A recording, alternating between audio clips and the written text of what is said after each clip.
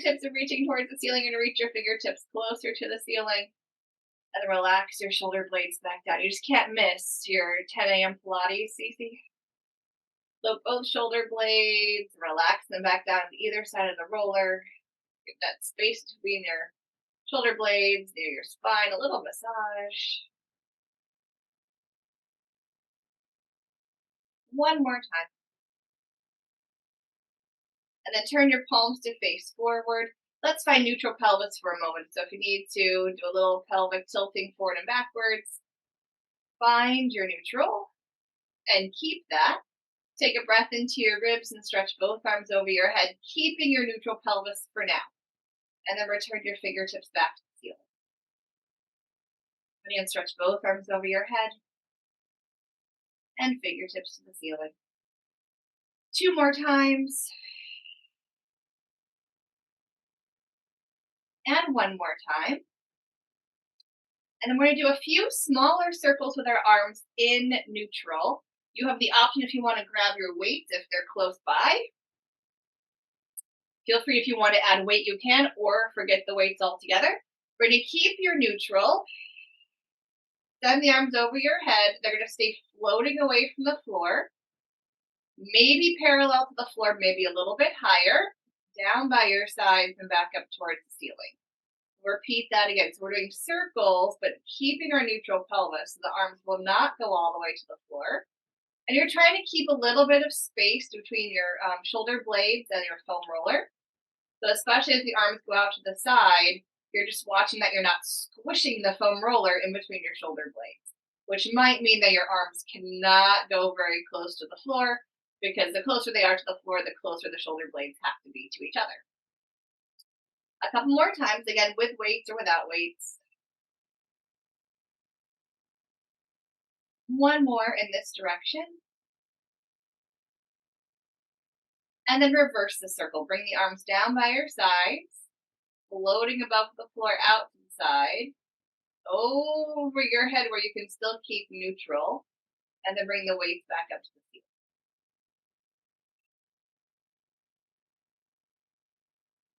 So I can just barely see the weights in my peripheral vision. So my arms are, not really that close to the floor. Because that's where my arms need to be to keep neutral and keep my shoulder blades farther away from each other, not squishing towards each other into the roller. 1 more time.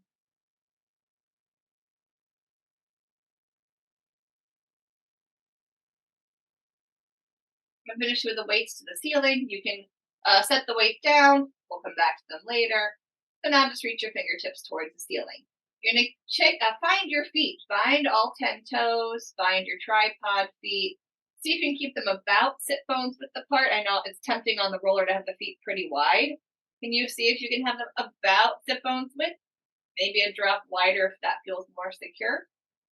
And then keep one leg still, keeping the foam roller still, keeping your pelvis still. Slowly roll onto the outside of the other foot, opening that knee, and then bring the foot back to the mat. Repeat that same side. So you're trying to keep the one leg still, that tripod foot on one foot, and roll to the outside of the other foot as the knee opens, and then bring the knee back up. A couple more times.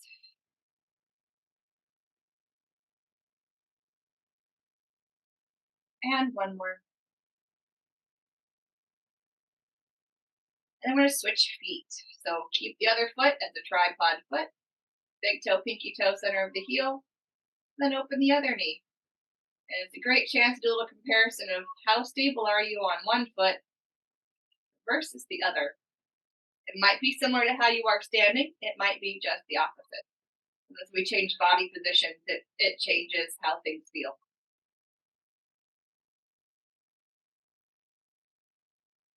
1 more time.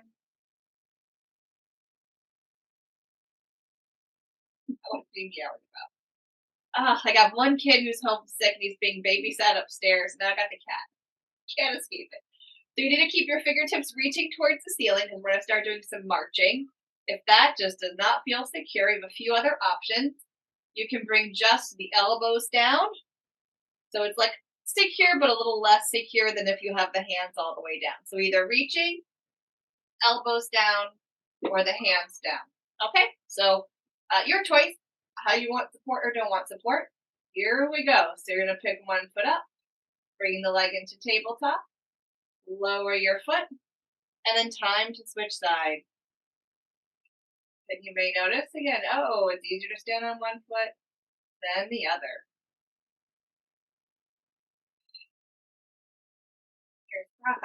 Also, if you feel like, oh my gosh, I'm super wobbly on one side, um, play around with the placement of the foot that you're standing on.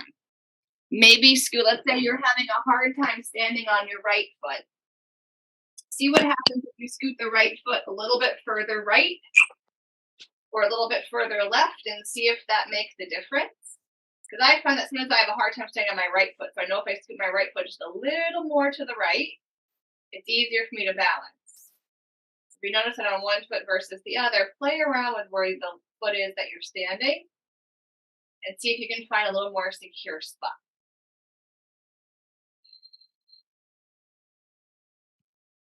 One more set of marching.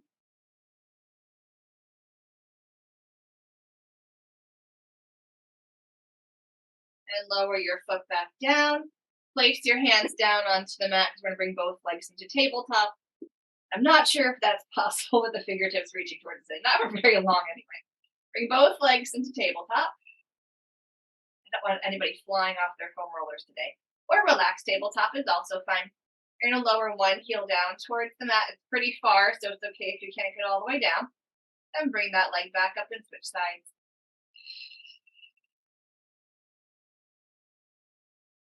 We're trying, although the arms are on the mat, we're trying not to use them too much.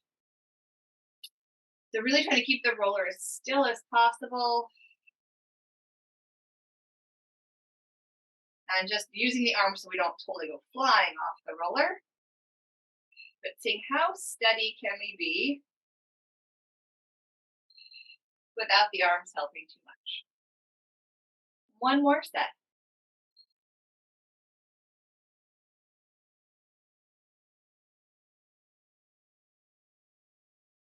And then both heels will lower again. You very likely will not touch the mat because for many of us, we'd lose neutral pelvis or we'd have tension someplace else in our bodies if we try to touch the mat, or we put our heels on the mat and push off the mat. We don't want to do that either. So as I get close to the mat, hover above the mat and bring the legs back up. Fight the urge to go all the way down. Use the feet to come back up. Two more times.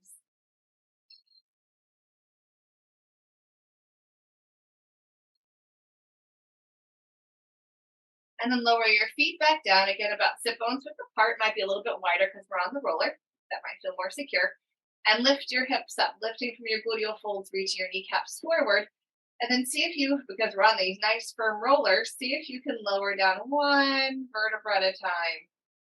Back onto the roller the best you can. It's a little harder with the body on the roller and the feet on the floor. But just trying to feel each of those vertebrae come down onto your roller. And giving those little muscles right along the sides of your spine a little massage as we do this too. And notice if your spine wants to go a little bit off to the right or a little bit off to the left of your roller. And see if the next time you roll down, you can get like right smack dab in the middle of the vertebrae, right on top of the roller, not a little bit off to the right or to the left. I notice like my lower back and wants to go a little bit to the left.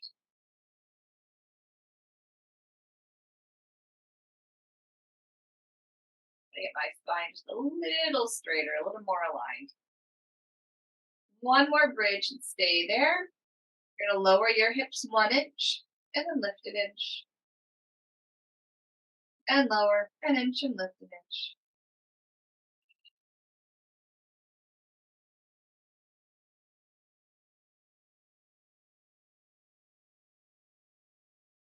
Two more times. And then relax back down one vertebra at a time. I also notice if a few vertebrae kind of want to go together as a team. See if the next time you go down, you get a little separation between them. And one more time, bring your hips back up. You're going to lower an inch and lift an inch. Feeling your tripod feet, your kneecaps reaching over your toes.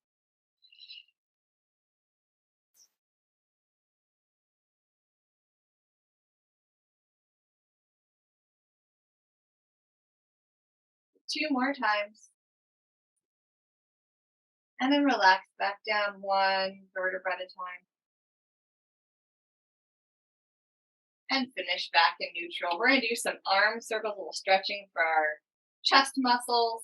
And this time you don't have to stay in neutral. So you're going to reach your fingertips towards the ceiling. And you're going to reach for the floor behind you. So that means you need to come into a little spine extension. If that feels okay, go ahead and do it. They can touch the floor, but they don't have to. And either the arms are hovering above the floor or you're dragging them on the floor. The shoulder blades will get closer together. So you're going to get a little more massage in between those shoulder blades, that inside edge of the shoulder blades. And then return the arms back to the ceiling. So again, in neutral, not in neutral, whatever feels the best. The biggest circle you can comfortably make with your arms. Again, you could keep the circle small if this just really does not feel good. You can get the hands on the shoulders and just keep the circles tiny if that feels better.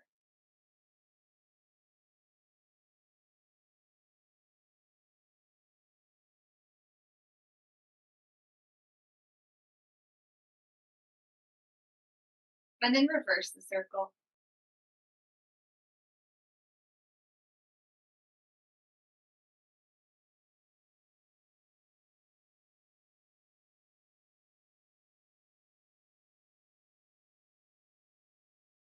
And check that you're still breathing.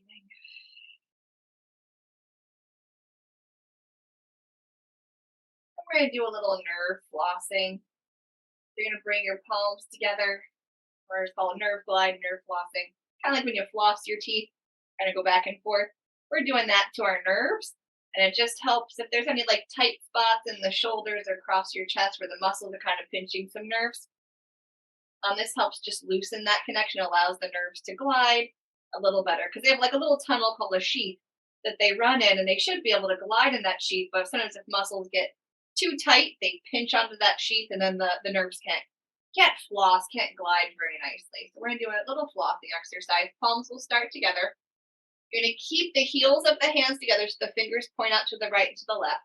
My wrists are still touching for now. And you're going to keep that position of the wrist. You're going to open the arms out to a T, pushing your palms out to the right and to the left, bringing your fingertips down towards the mat. And then you're going to return that. You're going to bring the heels, the hands back together, and then the palms together. So it's going to feel nervy somewhere up along the arm, maybe across your chest. It could go into your palms, your fingertips, all sorts of places. So it's a little different feeling than just a general muscle stretch. You're going to feel like a little nervy feeling that is tingly or prickly or just a little different stretching feeling than how it might feel for your muscles. So we're just holding it for a moment and then coming back up. So keeping the wrists in extension, so aiming those fingertips out to the right and to the left, and then they're going to point down towards the floor.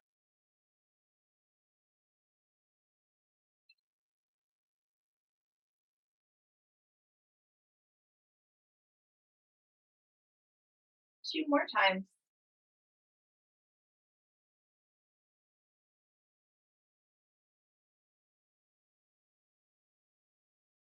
And one more.